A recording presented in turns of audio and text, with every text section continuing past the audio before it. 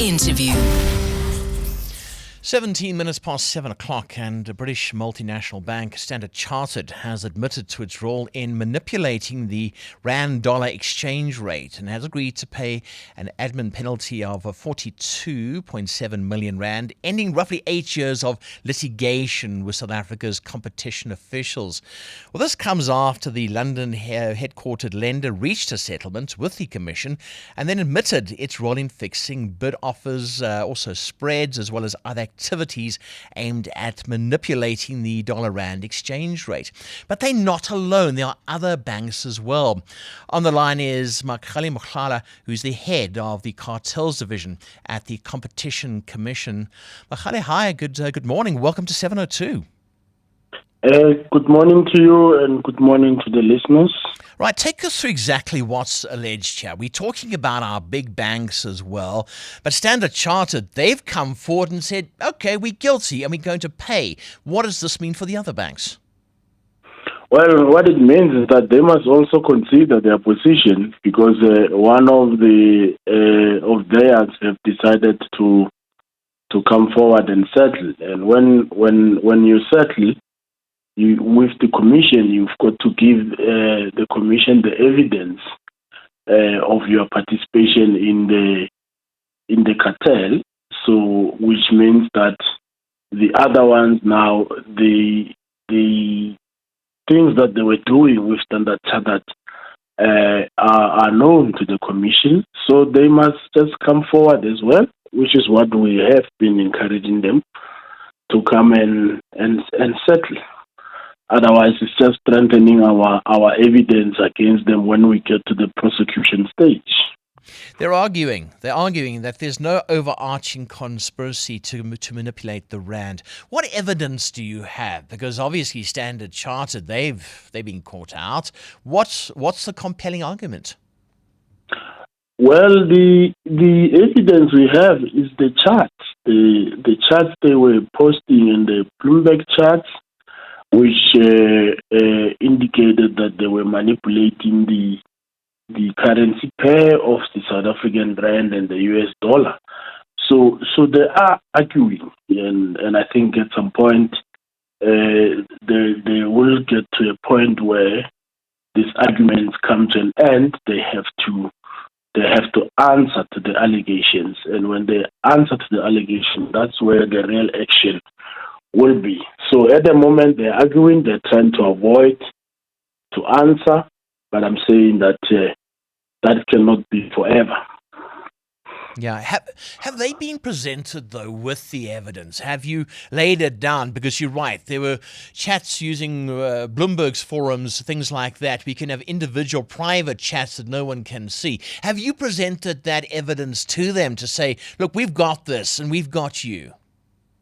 We have been ordered by the Competition Appeal Court in 2019 to supplement our papers, which we did and filed them in 2020. In those supplementary papers, we have laid the case against them. We've put the evidence. We actually put those charts there, and they are very clear what they've been saying in when they were manipulating the rand and the dollar. So really the issue is that they must just give up and answer or settle. Yeah. How do you manipulate the rand? For those who don't know, those listening this morning, how do you do that?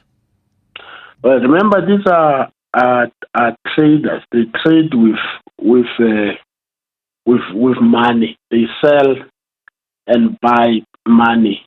So, and these are big. We're talking big amounts that gets to affect whether the level of demand for a particular currency is higher at a particular time or is lower. So imagine you have the 28 banks, and probably these are the only banks that trade with rand dollar currency pair.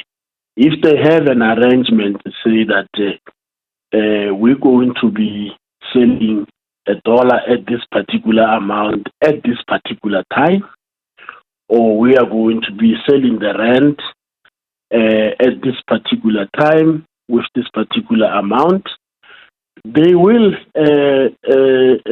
affect the trading of that particular currency.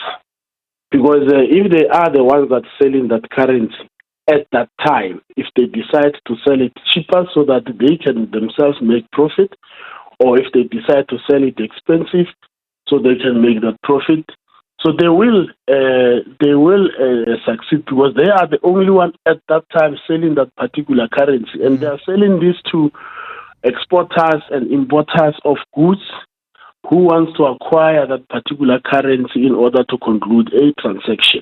Yeah. Yeah. Is there a chance, though, that those involved are individuals inside the banks using the bank's forums, but to make money for themselves? In other words, it's an individual crime, not a bank crime.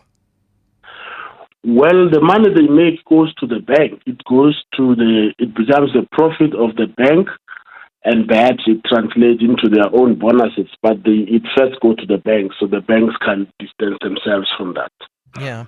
This is sort of a very serious story. It's very serious allegations as well. Are we looking at possible criminal prosecutions?